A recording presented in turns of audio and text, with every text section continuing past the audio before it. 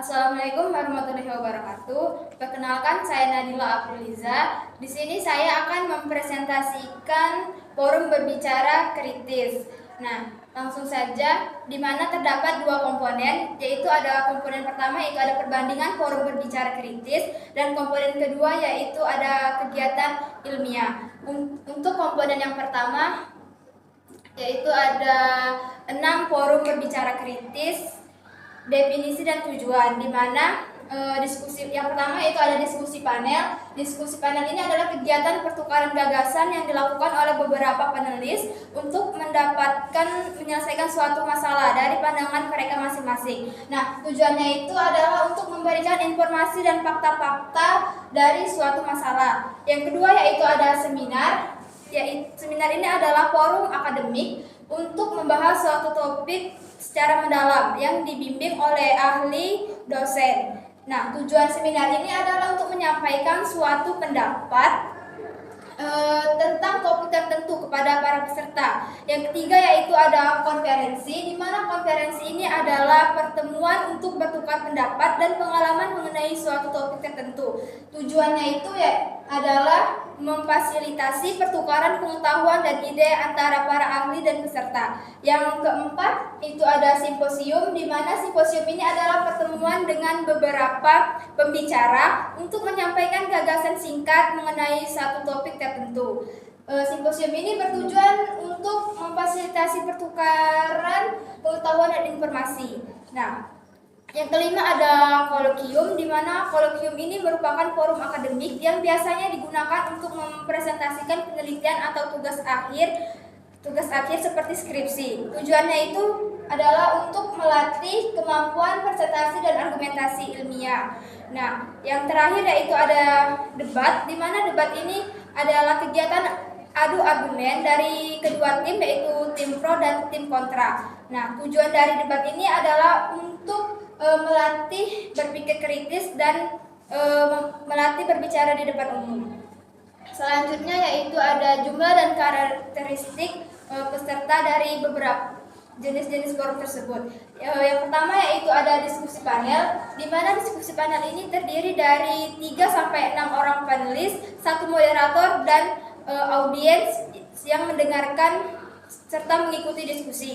Yang kedua yaitu ada seminar, di mana seminar ini umumnya berkisar 50 sampai 100 orang. Bahkan bisa mencapai 500 peserta dalam seminar yang banyak. Nah, untuk karakteristik seminar ini yaitu interaksi dua arah, di mana terdapat diskusi dan tanya jawab dan bertujuan untuk memberikan solusi dari suatu masalah. Nah, yang ketiga ada konferensi. Biasanya jumlah konferensi ini diikuti oleh sekitar 100 sampai 500 peserta dengan karakteristik topik terfokus pada kehadiran narasumber, kompetensi, dan presentasi atau diskusi interaktif. Nah, yang keempat ada simposium. Biasanya jumlah peserta dalam simposium ini sekitar 50 sampai 300 orang dengan beberapa pembicara ahli yang menyampaikan materi dan dilanjutkan dengan sesi tanya jawab. Nah, yang kelima ada kolokium. Biasanya jumlahnya itu berkisar antara 8 sampai 20 orang peserta yang digunakan untuk mempresentasikan penelitian atau tugas akhir. Dan yang terakhir yaitu ada debat dengan jumlah biasanya itu 2 sampai 3 per tim, antara tim kontrak dan tim pro, dengan karakteristik untuk mempertahankan pendapat argumen mereka masing-masing. Yang selanjutnya yaitu ada peran moderator. Nah, di mana yang sudah kita ketahui itu peran moderator ini adalah untuk mengatur, memimpin, dan mengarahkan diskusi. Nah, ke-6 forum ini juga sama peran moderatornya, yaitu untuk mengatur, mengarahkan, dan memimpin ke-6 forum diskusi ini sehingga kegiatan dapat berlangsung secara efektif. Selanjutnya yaitu ada tingkat formalitas, di mana ke-6 forum ini juga memiliki tingkat formalitas yang sama, yaitu sama-sama formal, karena mereka ini memiliki aturan dan struktur yang teratur seperti pembukaan, sesi tanya jawab, dan penutup. Nah, selanjutnya yaitu ada hasil dan keluaran yang diharapkan. Nah, untuk diskusi panel ini, hasil yang diharapkannya itu adalah menghasilkan pemahaman yang lebih luas mengenai suatu topik. Yang kedua yaitu seminar untuk meningkatkan pengetahuan peserta dalam saran terkait topik yang dibahas. Yang ketiga yaitu ada konferensi, di mana hasil dan keluaran yang diharapkan yaitu untuk memperkaya pemahaman peserta mengenai suatu topik tertentu. Yang keempat ada simposium, untuk meningkatkan pemahaman peserta terhadap suatu topik, adanya ide baru terkait permasalahan yang dibahas. Dan yang kelima yaitu kolokium, untuk masukan ilmiah terhadap peneliti atau gagasan yang dipresentasikan. Yang terakhir yaitu debat adalah untuk meningkatkan kemampuan berpikir kritis peserta. Selanjutnya yaitu ada komponen kedua dengan rancangan kegiatan ilmiah dengan tema pemanfaatan teknologi AI dalam pengembangan pendidikan tinggi. Nah, di sini saya memilih simposium karena alasan saya memilih simposium itu yaitu karena simposium ini memungkinkan beberapa ahli membahas topik tertentu dengan sudut pandang yang berbeda, sehingga para peserta ini dapat banyak sudut pandang dari beberapa ini untuk lebih memahami lebih luas lagi penggunaan AI.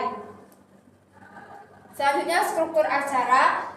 Di sini untuk durasi keseluruhannya kurang lebih 3-4 jam dengan subsesi simposium, terdapat pembukaan, sesi tanya jawab dan penutup, dan terdapat 3 orang pakar atau pemateri yang ahli di bidang teknologi tentang penggunaan AI. Dan yang selanjutnya yaitu ada potensi, tantangan, dan cara mengatasinya. Nah, mungkin beberapa tantangan yaitu yang pertama, tidak semua peserta ini memahami dasar dari penggunaan AI, terbatasnya waktu. Yang kedua, terbatasnya waktu diskusi karena banyaknya peserta yang ingin bertanya. Dan yang ketiga, adanya kekhawatiran mengenai dampak negatif penggunaan AI. Nah, cara mengatasinya itu mungkin yang pertama itu pemateri bisa memberikan penjelasan singkat terlebih dahulu tentang dasar penggunaan AI. Yang kedua, moderator bisa mengatur waktu sesi tanya jawab sehingga peserta bisa bertanya dan dapat dijawab semuanya pertanyaan dari peserta. Dan yang ketiga yaitu pemateri harus menjelaskan juga apa manfaat dan dampak negatif dari penggunaan AI ini.